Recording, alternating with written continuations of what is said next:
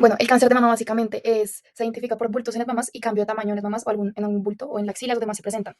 Básicamente esto pasa porque hay una mutación del gen BRCA1 y BRCA2 usualmente en las mujeres y pasa cuando células crecen de forma anormal y se dividen rápidamente y eso crea un tumor o un bulto. El gen que vamos a investigar es el gen PAPPC1, que básicamente su función es la regulación de la estabilidad y la traducción del ARN mensajero en el citoplasma de la célula. Este se ubica en el cromosoma 8 y no se identificó ningún polimorfismo que se pudiera asociar directamente a este. Un papel muy importante es que codifica la proteína de unión que se une al extremo poli A del ARN mensajero, que ayuda a la traducción, favorece el reclutamiento de ribosomas y es muy necesario para el cortamiento del poli A, que es el primer paso para la descomposición del ARN mensajero. Se encontró como un estudio que directamente relaciona el cáncer de mama con el gen estudiado, pero sí encontré un estudio que relaciona el cáncer gástrico con el gen específico que estamos utilizando en esta presentación, por lo que me voy a basar en ese estudio.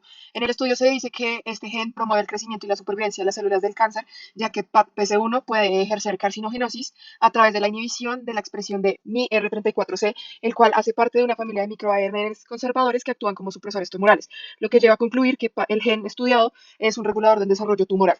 Además, cuando se inhibe este gen, se induce la apoptosis de células mediante la regulación al alza de las proteínas anti-apoptóticas como BAX y CAPS3 y la regulación a la baja de la proteína antiapoptótica BCL2. Esto concluye que el gen podría regular a la proliferación celular, la transformación y la apoptosis de células cancerígenas. La proteína PABP1 está localizada al interior del núcleo, pero sale al citoplasma al momento de iniciar con la transcripción.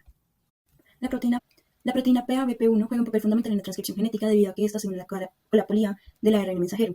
Al unirse a esta proteína interactúa con EIF4G, que a su vez interactúa con EIF4E, lo cual permite que el ARN mensajero tenga un cambio conformacional y adopte una forma circular. Esta forma circular promueve la traducción genética. Adicionalmente, la acción de la proteína PABP1 permite el reclutamiento de ribosomas, que a su vez promueve la transcripción genética. Adicionalmente, cuando esta proteína es hidrolizada, se genera una inhibición en la traducción genética porque no se puede hacer el cambio conformacional del ARN mensajero. La El gen PAPPC1 se ha asociado de gran manera en tejidos tumorales y cánceres como el cáncer de mama, por lo que esto podría usarse como un biomarcador para diagnósticos en el futuro. Con respecto a las asociaciones genéticas, no se han identificado cambios en la metilación del ADN, pero sí se han encontrado que hay modificaciones en las histonas que contribuyen a mantener la estabilidad genómica. De esta forma, las alteraciones en estas están fuertemente asociadas con la tumorigénesis y la progresión del cáncer de mama. Bueno, yo voy a comenzar presentando esta guía de señalización. Bueno, pues acá en esta señalización primero se puede ver como el complejo ELF4E, que es un factor de traducción pues, para iniciar este proceso, que se libera el complejo inactivo ELF4E, 4E-BP. Y este complejo LF4A está interactuando con el LF4G y el LF4E y están interactuando con el dominio amino terminal del LF4G. Y así se logra formar el complejo de unión a cápsula, el LF4F. Y el factor LF4E dentro del complejo LF4F es una unión que se une como unión de etapa, se une directamente como a la parte terminal 5' en los ARN mensajeros de las eucariotas. Y hay que tener en cuenta que el ARN mensajero está en el complejo con proteínas citoplasmáticas que constituyen como tal un complejo mRNP. Y se cree que el ARN helicasa de la caja D del LF4A junto con las proteínas de unión del ARN LF4E o LF4H desarrolla las estructuras secundarias del ARN cerca del extremo 5' del ARN mensajero y pues esto se hace en presencia de ATP. Y una vez que el mtRNA, que es la parte como de arriba, lo que está sucediendo, ha reconocido, como la parte rosada, perdón, ha reconocido el AUG de hidrolizaje GTP unido al complejo de iniciación de la traducción ELF2 y la reacción es catalizada por el LF5, otro complejo de iniciación de la traducción, y se cree que causa la disociación de todos los demás factores de iniciación y permite la unión de la subunidad ribosómica grande 60S. Y la liberación de los factores de iniciación del 40S deja el mtRNA, o sea, el RNA de transferencia en el sitio ribosomal con sus bases emparejadas con el codón de inicio del RNA mensajero. Y bueno, aquí voy a estar explicando otra vía de señalización. Perdón, aquí. Bueno, ¿dónde está la primera? Aquí ya está viendo básicamente la inducción del celoplasmin 4-8 horas después de la inducción o como a la exposición de los IFN-gamma. Después en la segunda se ve la disociación del complejo L13A del ribosoma 60S y la asociación con el fosfo L13A en el elemento de pseudoplasmina mRNA del complejo GAIT como 8 o 10 horas después de esta misma exposición.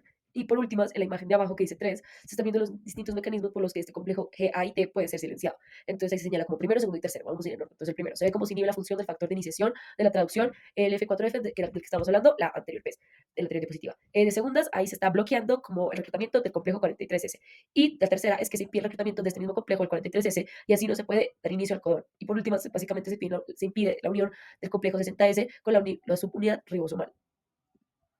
Los monosomas 80S se disocian en las unidades ribosomales 40S y 60S. EIFA promueve esta disociación. En el segundo paso vemos que EIF3 y RIF1A se unen a la unidad ribosomal 40S. Luego en el tercer paso vemos que la unidad L3A del ribosoma 60S se fosforila. El I3A es liberada de la subunidad 60S y en este caso la fosforilación ocurre luego de que se libera. En el paso número 4 tenemos a EIF 2S1, S2 y S3, producido por el reconocimiento de codones de inicio. Se deriva EIF2 por la unión de GTP. Luego, en el paso número 5, vemos que el complejo terniario se forma con la unión del iniciador metionil tRNA al complejo activo de EIF2-GTP. Luego vemos el complejo 43S, que se forma cuando el complejo terniario se une al complejo formado por la subunidad 40S, EIF3 y EIF1A. Luego, en este caso, en el paso número 6, simultáneamente se asocia PABP con poli-AMRNA y la asociación de PABP con EIF4. El segundo hecho usualmente hace que la primera unión, es decir, PABP con poli-AMRNA, sea más fuerte. El complejo de iniciación se forma cuando el complejo 43S se une al mRNA asociado al EIF4B y EIF4H. Luego, en el paso 8, vemos el anticodón de inicio AUG del mRNA es reconocido tras el apareamiento de bases con el anticodón de metionil tRNA-I. El complejo ribosómico unido al mRNA se mueve a lo largo de la región 5' no traducida hasta llegar al punto de iniciación para formar el complejo 48S. Y luego en el paso 9, cuando el metionil tRNA reconoce el AUG, el EIF2 unido al GTP es hidrolizado. Esto causa la disociación de todos los factores de iniciación y permite que se una la subunidad 60S. La liberación de factores de iniciación de 40S deja metionil tRNAI en el sitio P ribosomal con sus bases emparejadas al codón de inicio de mRNA. Luego, en los pasos 10 y 11, EIF2-GDP inactivo se une a EIF2B para formar el intermediario EIF2-GDP-EIF2B. El EIF2B es un liberador de nucleótidos de guanina que se requiere para la liberación de GDP. Esto funciona para que la nueva molécula de GTP pueda unirse y derivar EIF2 para reutilizarse. Finalmente, en el paso 12 vemos que la unión de la subunidad 60S para formar el ribosoma es catalizada por GTP unido a EIFSB.